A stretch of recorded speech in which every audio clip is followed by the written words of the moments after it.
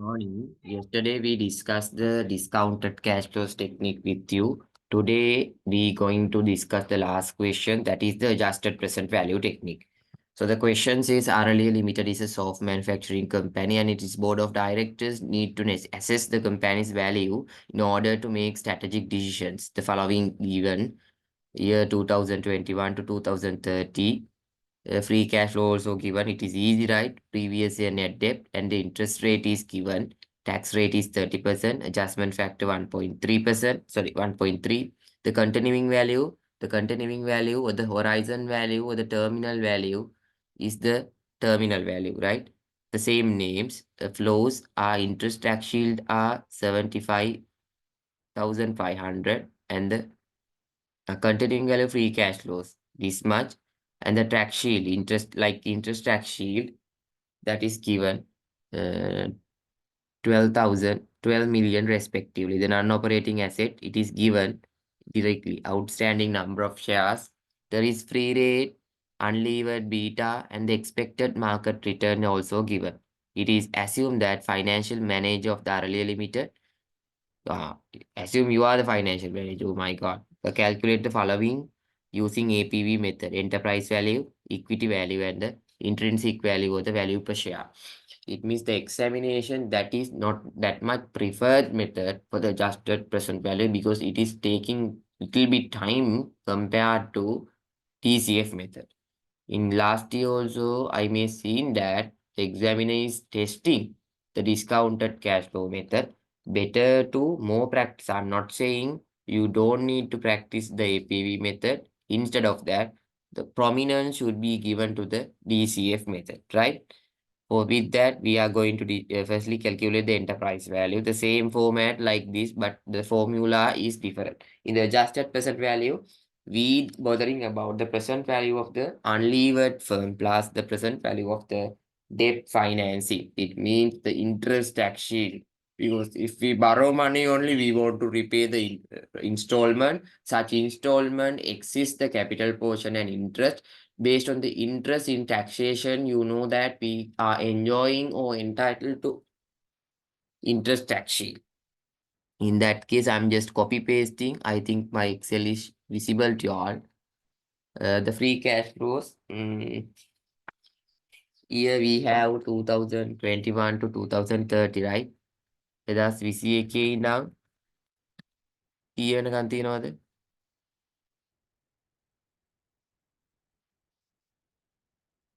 ඉහ වෙනකන් තියෙනවා. දැන් free cash flows ගන්න දීලා තියෙනවා, right? 3200යි, right? 4200යි, 5300යි, 7000යි, 6800යි, 6700යි, 7500යි. Right. The previous year net debt මං ගානෙන් copy paste කරන්නේ 8500යි, 8000යි, 7000යි,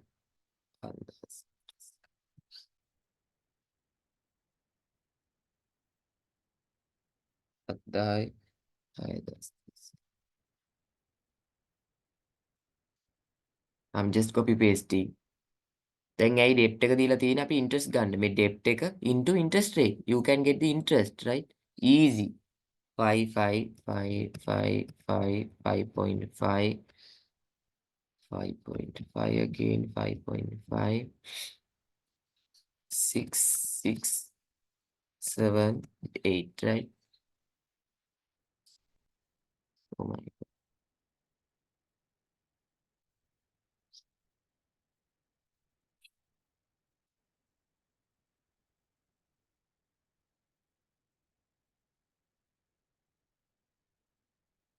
5, 5.5.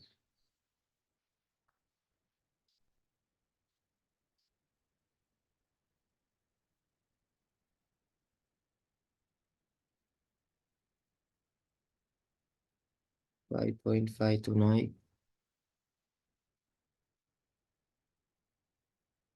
0.6, 0.6, 0.7, right? Right, then you can get the interest, net debt into interest rate, right? Easy. Excel එක නම් මාරම ලේසි ළමයි. The interest tax shield interest into tax rate. The tax rate එක කීයද දැන් මෙතන දීලා තිබ්බා 30යි කියලා. නේද? මේක into 0.3 30යිනේ. මං හිතන්නේ ඒකත් තේරුණා right. Then the discounting factor කොහොමද ගන්නෙ? මං කියන්නේ unlevered value කියලා. unlevered firm එකක් කියන්නේ equity capital විතරයි. ඒතර අපිට තියෙන්නේ මොකද්ද? cost of equity විතරයි. ඔයගලන්ට මතකද දන්නේ නැහැ unlevered එකේ දැන් මෙතන details දීලා තියෙනවා. CAPM model. Cost of equity equal risk free rate plus beta of the unlevered firm risk premium. Risk premium, right? The risk free rate it is given that is 6%. 6%. Unlevered beta 1.5.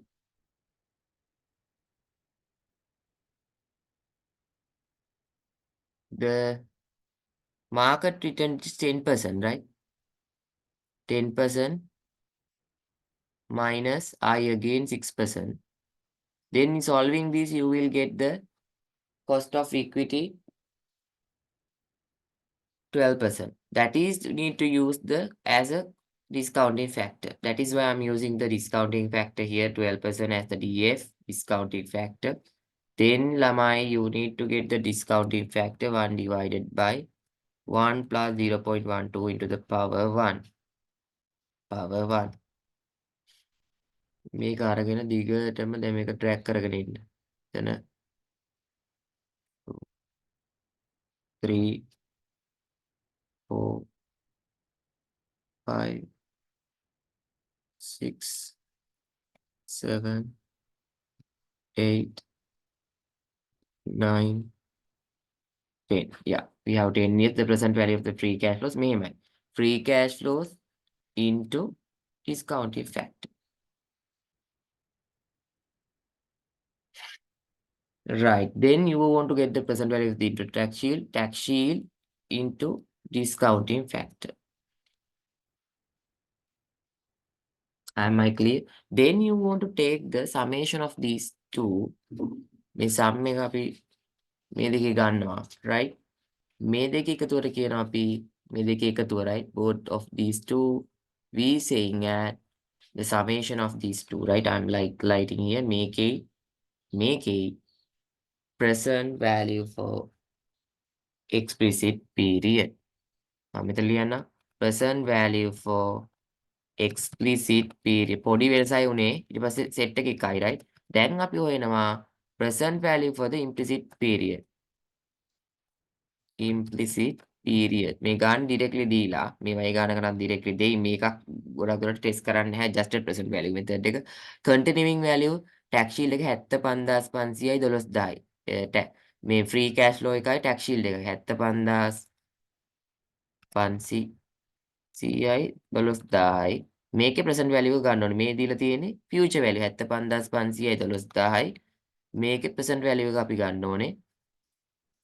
මෙහෙමයි 75500යි plus 12000යි need to multiply by the last year 2030 discounting factor එකෙන් අපිට එනවා 28166යි ගාණක්, right? මම මේ එකතු කරන එක පෙන්නුවේ. මේ දෙකේ එකතුව ගන්න ඊළඟට මේ දෙකේ එකතුව මේකට අපි කියනවා මොකද්ද? Total present value for the දැන් මෙතන implicit period එක ආවා. Total present value from the operation before adjustment factor. PV from operation before adjustment factor. Then we get the mid-year, it is given, right? Adjustment factor අපිට දෙනවා 1.3 කියලා මම හිතන්නේ මේකේ තිබුණේ. Then අපි මේකෙන් multiply කරනවා. This multiplied by මම හිතන්නේ මේ 1.3 නේද තිබුණේ. Yes, 1.3 මෙතන මේ 1.3 then ඔයගලන්ට ගන්න පුළුවන් mid adjustment factor එක ගත්තට පස්සේ present value from operations after adjustment factor, not before. Then we have after, right? Right. දැන් අපිට ලේසි වැඩි. අපි ඒක ගත්තා. Value from the operations. This is the answer. Value from the operations, right?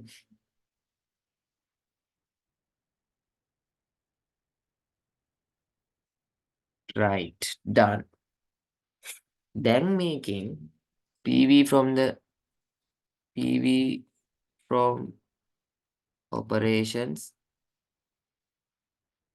after adjustment. We get this one. Then we want to deduct the non-operating assets. Sorry, we want to add, right? Not deducting. Non-operating assets මේ ගාන directly දීලා තියෙනවා. Non-operating assets අපේ තියෙනවා 150 million. 150. Then we get the enterprise value. Enterprise value. Enterprise value.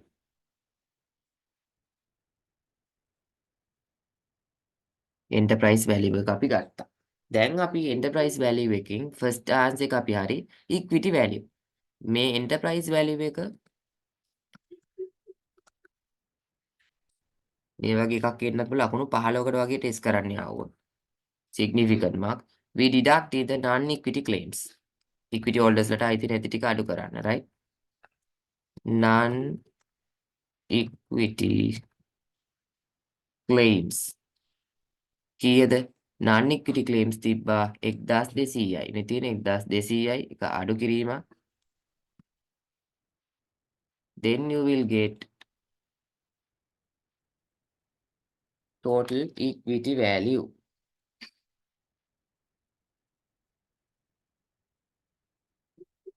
Question එක අහන්නේ මොකද්ද? මොකද්ද අපෙන් අහන්නේ? Equity value. Total equity value. Right. ඒකත් අපි හැදුවා. Right. then අහනවා value per share equity value divided by value මේ share එකක් value කරන්නේ කීයද කියලා අහන්නේ. ඒක කොහොමද හොයන්නේ?